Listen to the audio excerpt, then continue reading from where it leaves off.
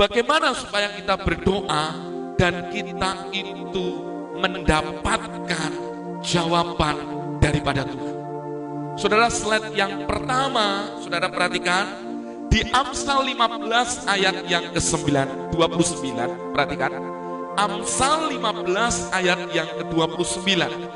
Amsal 15 ayat yang ke-29. Prinsip pertama, saat kita berdoa dan bagaimana supaya kita menerima jawaban daripada Tuhan. Perhatikan prinsip pertama.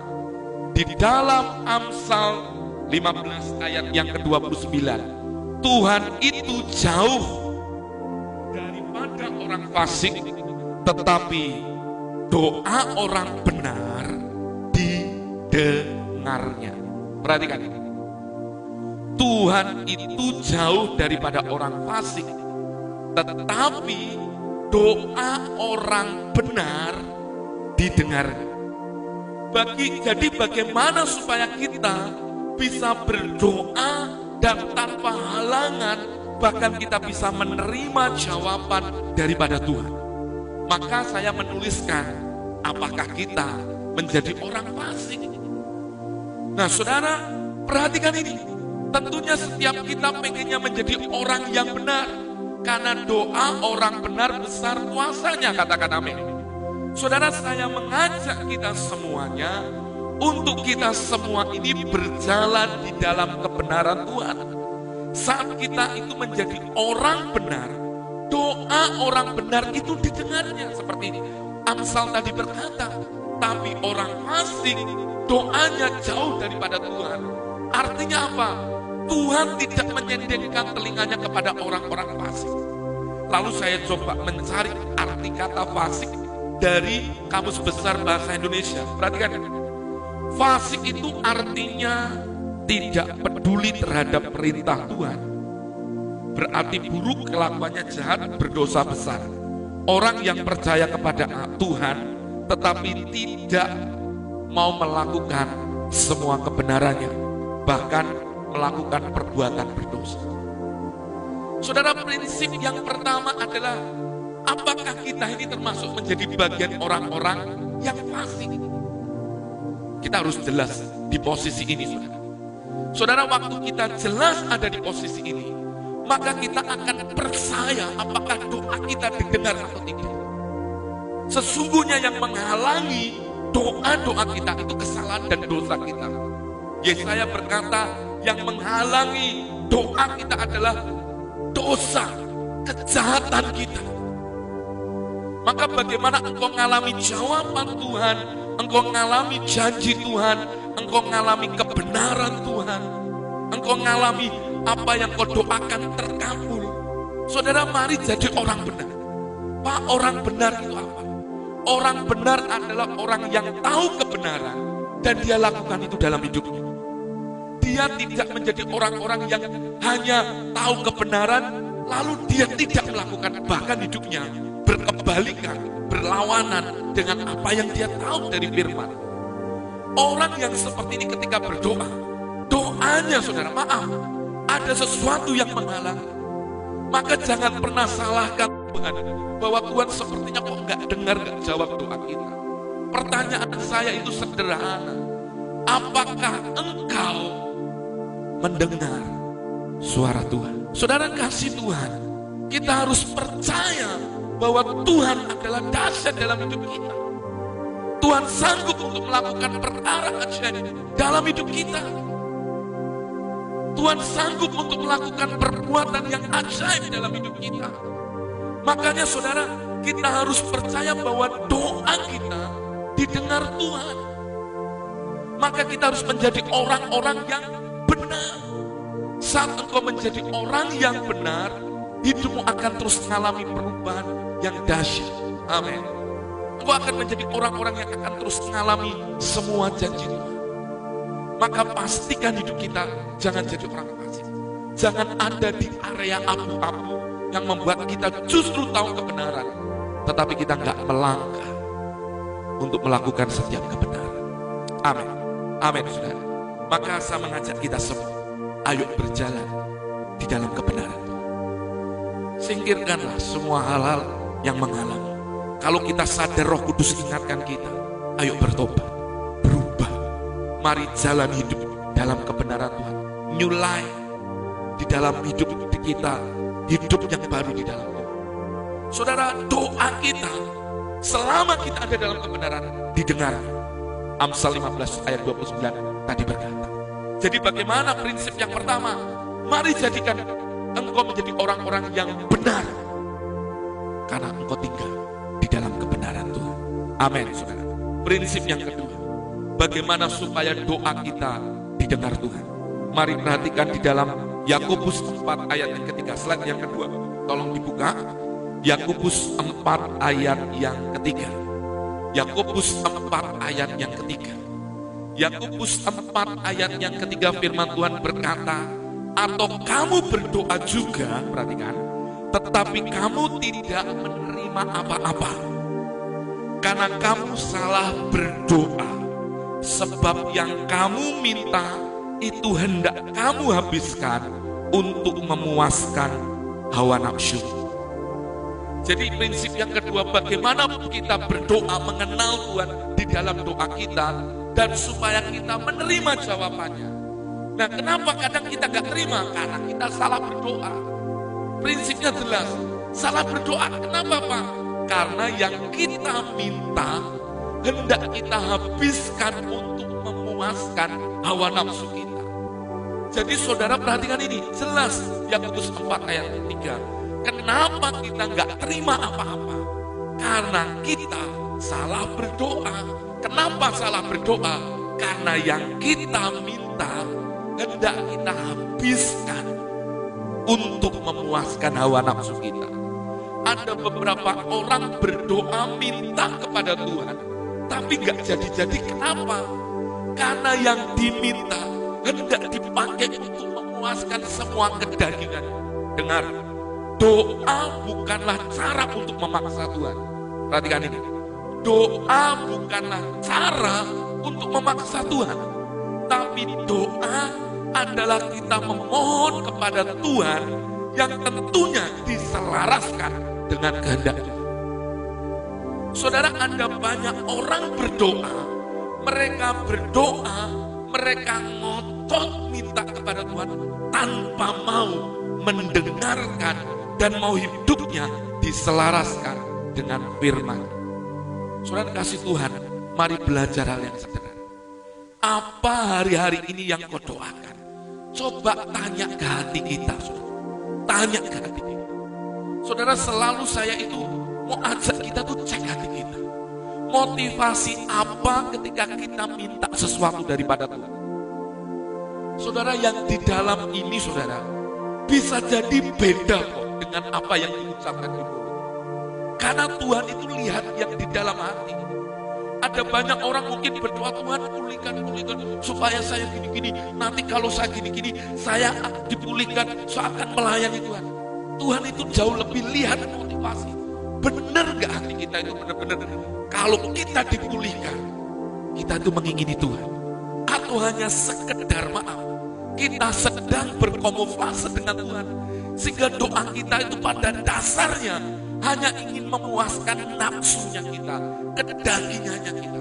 Maaf saudara, area kita itu sudah bukan di area ini. Tapi mari area kita berdoa seperti Tuhan Yesus mengajarkan doa ketika ada di Taman Getsemani. Jadilah kehendak-Mu di bumi seperti di sorga. Katakan amin. Saat saudara bisa berdoa mengikuti selaras dengan apa yang Tuhan mau, saya itu percaya hidup kita pasti akan mengalami jawaban daripada Tuhan. Katakan amin. Saudara mau lihat jawaban daripada Tuhan? Ayo coba cek hati kita. Yang kita minta, apakah kita selaraskan dengan hati Tuhan atau tidak? Jangan-jangan kita yang maksa Tuhan. Jangan-jangan kita itu yang kalau orang sudah ngomong karep seorangan sendiri, pengennya pokoknya aku. Padahal yang namanya berdoa itu, Anda memohon kepada Tuhan, tapi tetap selaraskan dengan kehendak Tuhan. Karena Tuhan punya sesuatu yang jauh lebih dahsyat dan lebih baik daripada hidup kita. Jangan salah berdoa. Hari ini kita belajar untuk hidup diselaraskan dengan Tuhan. Prinsip yang pertama tadi, kenapa kita nggak bisa, doa kita nggak terima jawaban? Karena kita termasuk bagian orang-orang fasik.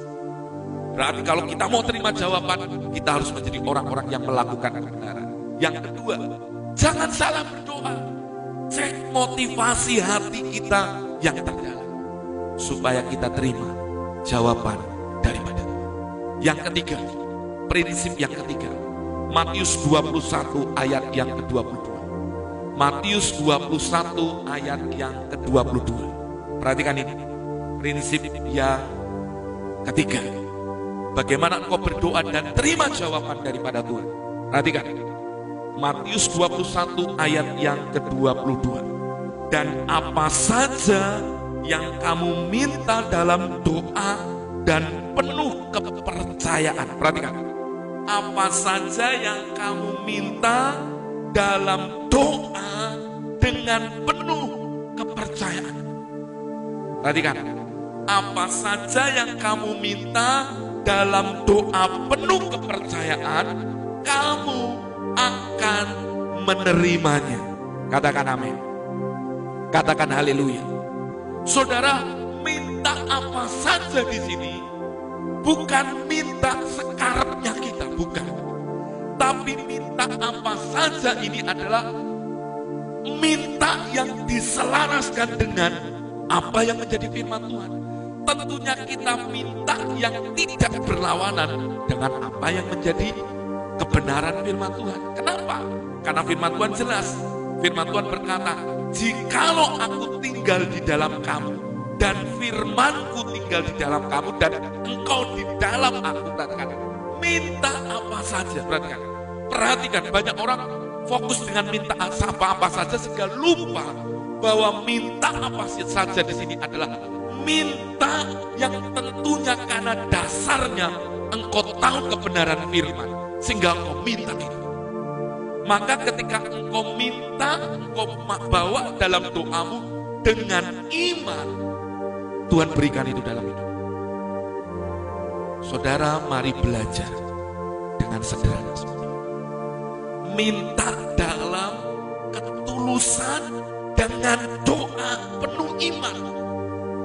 Nah, ada banyak orang minta tapi tidak sadar apa yang diminta. Ada banyak orang minta tapi dia tidak tahu apa yang diminta. Ada banyak orang yang minta tapi nggak tahu konsekuensinya. Makanya saat kita minta, tentu yang kita minta, kita doakan harus diselaraskan dengan firman-Nya. Saudara, ayo selaraskan hidupmu dengan firman. Selaraskan hidupmu dengan firman.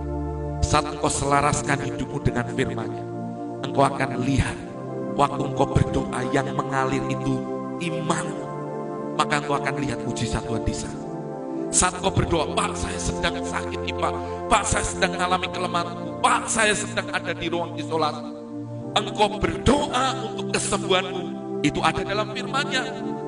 Firman-Nya berkata, Yesus berjalan keliling berbuat baik, menyembuhkan orang dan mengusir segala setan dan menyembuhkan segala kelemahan di bangsa itu. Berarti Tuhan itu memang mau menyembuhkan kita. Jadi saat kau berdoa minta kesembuhan, that's true, itu benar. Jadi saudara, waktu engkau minta dasarnya firman, maka yang mengalir doamu itu dalam iman. Maka jangan minta hari ini, saudara minta tapi hatimu setengah-setengah. Engkau tidak terlalu percaya apa yang kau minta. Tapi juga jangan minta kepada Tuhan, tapi engkau tidak tahu apa yang kau minta. Saudara, percayalah, saat engkau berdoa dengan iman penuh kepercayaan, apa yang kau minta pasti terjadi. Katakan amin. Mari tuliskan di komen seperti ini. Doa dengan iman akan membuat saya mengalami janji Tuhan. Katakan amin. Katakan haleluya. Doa dengan iman membuat saya menerima apa yang saya butuhkan. Saudara, perhatikan. Matius 18 ayat yang ke-19. Matius 18 ayat yang ke-19. Haleluya. Matius 18 ayat yang ke-19. Perhatikan Matius 18 ayat yang ke-19. Perhatikan, saudara, prinsip yang keempat, bagaimana kita berdoa dan kita menerima jawaban daripada Tuhan. Haleluya. Perhatikan Matius 18 ayat yang ke-19. Dimaksimalkan. Oke.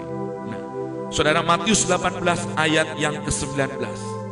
Dan lagi aku berkata kepadamu, jika dua orang daripadamu di dunia ini sepakat meminta apapun juga, permintaan mereka itu akan dikabulkan oleh Bapakku yang di surga.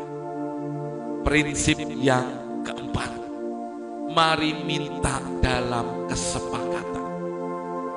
Saudara, 2-3 orang daripadamu di dunia ini sepakat. Pak, sepakat itu apa? Sepakat itu berjalan bersama-sama walaupun sebenarnya punya keinginan berbeda, tapi mau sehati sepikir, mau menyatukan itu untuk sama-sama minta. Nah saudara, sesuatu yang seringkali terjadi, ada 2 orang berbeda, punya 2 juga hal yang berbeda. Tapi saat 2 orang yang berbeda mau sepakat, mau sama-sama merendahkan hati, minta sama-sama kepada Tuhan, ada mujizat di sana. Hai suami, hai istri, apakah engkau berdoa dalam kesepakatan? Apakah ketika istrimu berdoa untuk suaminya, apakah juga suaminya sepakat berdoa untuk apa yang didoakan istrinya? Hai suami istri, apakah engkau sepakat ketika suami istri berdoa dengan permintaan yang sama, dengan permohonan yang sama? Saudara, kata sepakat itu digambarkan make a symphony atau make a harmonis. Artinya apa? Seperti orkestra, ada banyak alat musik, ada banyak alat musik yang berbeda, yang punya nature alat musiknya beda, yang punya sifatnya berbeda, tapi ketika dimainkan sesuai dengan apa yang tertulis dalam partiturnya dan mengikuti instruksi daripada konduktor, apa yang terjadi? Maka alat musik yang berbeda bisa dimainkan dan bisa berdampak ada sesuatu yang berbeda juga. Akhirnya apa saudara? Membuat sebuah harmonisasi, membuat simfoni. Ketika dimainkan alat musiknya beda-beda, bentuk sebuah harmoni yang indah. Katakan amin. Maka saya berdoa buat setiap kita semua, ayo Bapak Ibu, hari ini belajar sepakat. Banyak orang kehilangan kesepakatannya. Betul, banyak orang itu kehilangan sepakat gara-gara gak enak hati, susah hati, kecewa, tersinggung. Sama anaknya tersinggung lalu gak mau berdoa sepakat. Semua yang didoakan selama ini yang belum dijawab mulai dilepaskan. Saudara dengarkan ini, kata sepakat itu butuh kerendahan hati, butuh penundukan diri pada pimpinan Tuhan. Engkau bisa sepakat. Sepakat juga bisa bicara apa? Antara orang tua dengan anak, sepakat. Antara engkau dengan gembalamu, sepakat. Antara engkau dengan pemimpin kelompok sel muka, atau engkau dengan orang-orang yang kau ajak berdoa, berpartner. Saudara, lu sepakat. Saudara, maaf ini, saya ngomong apa adanya kepada saudara. Ada banyak orang yang minta didoakan, tapi pertanyaannya, apakah sampai detik ini orang yang sama masih sepakat berdoa untuk hal yang pernah dikirimkannya? Jangan sampai kita ini saudara mengirimkan untuk orang berdoa buat kita, tapi hati kita tuh gak mau sepakat berdoa. Yang di sono pendoanya mendoakan Anda benar-benar berdoa, tapi yang di sini yang didoakan sudah gak lagi punya iman yang sama. Saudara, berdoalah dalam kesepakatan. Saat engkau berdoa dalam kesepakatan, firman Tuhan berkata, apa yang kamu permintaan mereka akan dikabulkan oleh Bapa. Doa sepakat. Amin, saudara. doa sepakat